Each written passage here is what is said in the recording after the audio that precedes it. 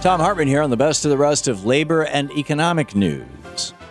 You need to know this. We've all seen the dangers of too big to fail banks. But what do you do when an intelligence agency says they're too big to follow regulations? In a recent response to a lawsuit filed by the Electronic Frontier Foundation, the NSA said that the agency is simply too large to preserve evidence.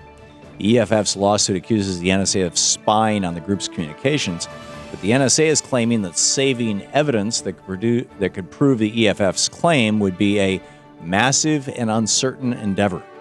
This claim is nothing but another attempt by the NSA to avoid ever having to prove that their spying is constitutional. Isn't mining, sorting, and passing along data the entire point of the NSA? Yet the spy agency is suddenly unable to locate and preserve specific data when it may prove them guilty of violating our Fourth Amendment. For years, organizations like the Electronic Frontier Foundation have been fighting to stop the NSA from violating our privacy. Every time they get close to doing so, the agency comes up with a new excuse, a new lie, or a new way to keep spying on Americans. The NSA's latest claim presents a serious concern for our nation. If the spy agency is too massive to follow a simple court order, then how can we ever trust them to comply with our Constitution? It's bad enough that the banksters use too big to fail as an excuse to rip off Americans. It's simply unacceptable that a government agency with this much power claims to be too big to be held accountable. This argument from the NSA presents the perfect opportunity to call for that agency's destruction. Just like the banks, if the NSA is too big to regulate, it's too big to exist. It's time to break up the spy agency and restore our Fourth Amendment rights once and for all. Since people began enrolling in health plans under Obamacare, 6 million Americans have gained coverage through public health plans. In the states that expanded Medicaid, low-income Americans finally have access to health care, but they're not the only ones benefiting from this expansion. States are also finding some unexpected advantages of providing health care. Various studies are projecting that the Medicaid expansion will not only prevent layoffs, but actually create jobs in the healthcare sector in many states. According to data from the National Bureau of Economic Research, the new health coverage will also help low-income children stay in school and maybe even earn a college degree.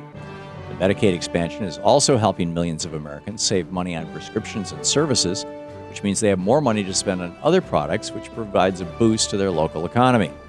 In addition, this new coverage is helping many hospitals keep their doors open, especially in rural and low-income areas. The benefits of the Medicaid expansion are obvious to those who finally have access to health care, but low-income Americans aren't the only ones feeling the positive effects of Obamacare. Last week, Senator Elizabeth Warren introduced a bill to allow students to refinance their loans at a lower interest rate. However, Republicans in the upper chamber, the Senate, refused to even allow debate on that legislation. Democrats pointed out that some student loan interest rates are 7% or higher and argued that today's lower rates could save borrowers more than $2,000 each on their student loans. Warren's bill actually got support from the majority of the Senate. In a vote of 56 to 38, it would have been paid for with a tax on millionaires. But thanks to our broken legislative system, the Republican minority was able to put the wishes of the rich ahead of the needs of students. In addition to proving exactly who the Republicans represent, this vote is yet another example of our dysfunctional system. The majority of the Senate wanted to help students, but 38 Republican senators used the filibuster to protect their millionaire buddies and donors. We can only hope that this election year Americans will hold them accountable for this obstruction.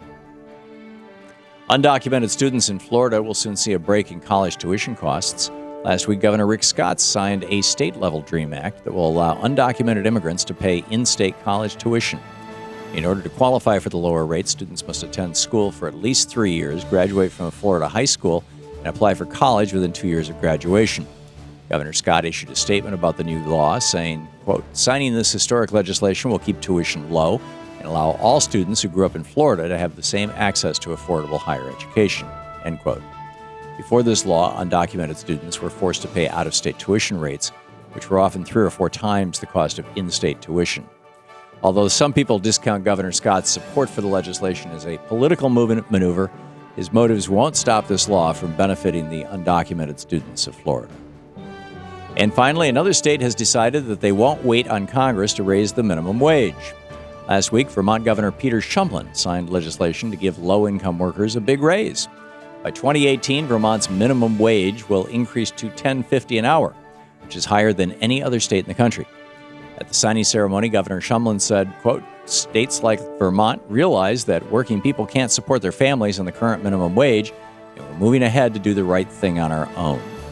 Similar legislation has been passed in states like Maryland, Connecticut, and Hawaii, and the District of Columbia will raise pay to $11.50 an hour by 2016.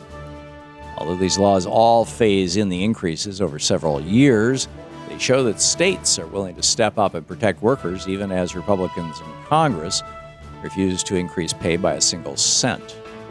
Slowly but surely, wages are rising in states all across the country, and we'll keep fighting until everyone in every state can earn a living wage. And that's the way it is for the week of June 16th, 2014. I'm Thom Hartmann on the Economic and Labor News.